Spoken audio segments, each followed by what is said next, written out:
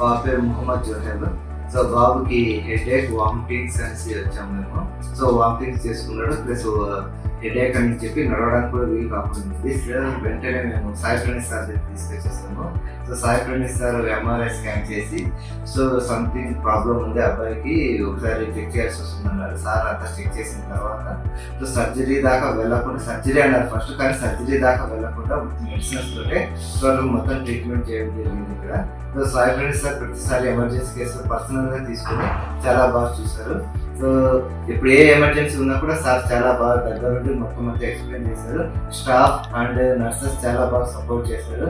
So without surgery ద్వారా మేము బాబుని మళ్ళీ మేము ఇంటికి తీసుకెళ్లాల్సి వస్తుంది. చాలా బాగా చేశారు sir. So thanks to sir Praneeth sir and Karan hospitals.